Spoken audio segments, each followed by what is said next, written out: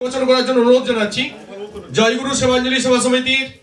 নমস্কার বন্ধুরা, পথ বলা রঞ্জনে আপনাদের স্বাগত। আজকে আমি এসেছি জয়গুরু সেবাঞ্জলি পক্ষ থেকে একটি বই সেবাঞ্জলির উদ্বোধন হবে আজ। সেই উপলক্ষে আজ আমি আমন্ত্রিত লেখক হিসেবে এখানে উপস্থিত হয়েছি।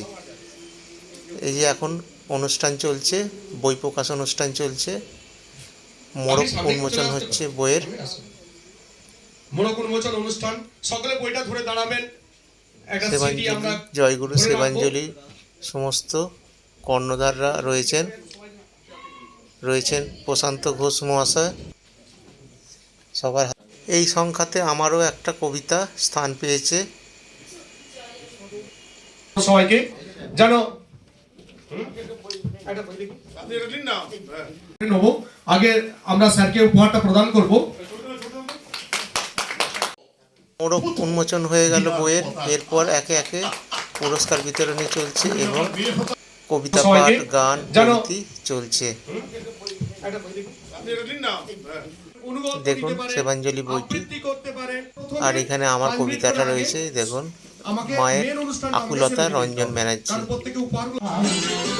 একে একে কবিতা আবৃত্তি করছেন, কেউ গান গাইছেন, সেবাঞ্জলি সেবার কাজে ঘুচায় মনের ভার, নানা কাজে আছে জানি নে উপমা তার। নিয়ে যান, ডেটটা দুটোই চলে আসুন, আরামসে নিয়ে চলে যাবেন। অন্য জায়গায় দুদিন ঘুরতে হয়, কোনো ঘুরতে হবে না, চেয়ারম্যানের পেছনে ঘুরতে হবে না। তো এত সুন্দর সিস্টেম, আপনি নির্দিষ্ট জায়গায় জমা করবেন, আবার সেই জায়গায় যাবেন, আপনার কপি পেয়ে যাবেন।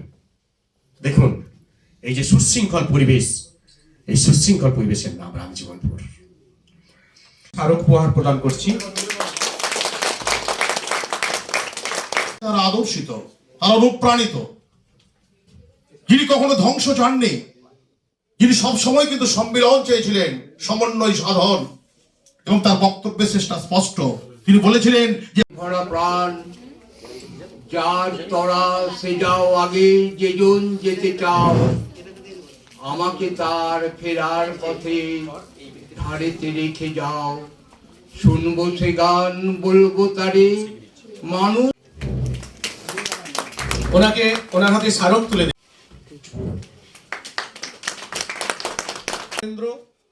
আমার পালা সুরভিত চন্দনে এবং পুষ্পস্তবকে আমাকে অভিনন্দিত করা হচ্ছে, সাথে দেয়া হচ্ছে মানপত্র ও স্মারক। দেখুন এরপর সবাই তাড়াতাড়ি করছে, কবির হাত থেকে আমি পুরস্কার গ্রহণ করছি। অবাক কাণ্ড। এটা আমার জীবনের এক সুন্দর প্রাপ্তি, মধুর ক্ষণ। একে একে সকলে বক্তৃতা দিচ্ছে এবং পুরস্কার গ্রহণ করছে। অনুষ্ঠানটা খুব সুন্দরভাবে পরিচালনা করেছিলেন প্রশান্ত ঘোষ মহাশয়।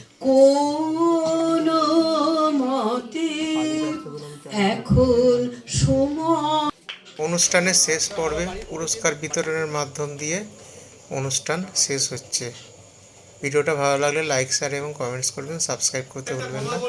আমি রঞ্জন ব্যানার্জি, আমার ইউটিউব চ্যানেল পথ বলা রঞ্জনের সাথে আবার কোনোদিন কোনো দেখা হবে। নমস্কার, ভালো থাকবেন। ফোনে অনেক কিছু হবে।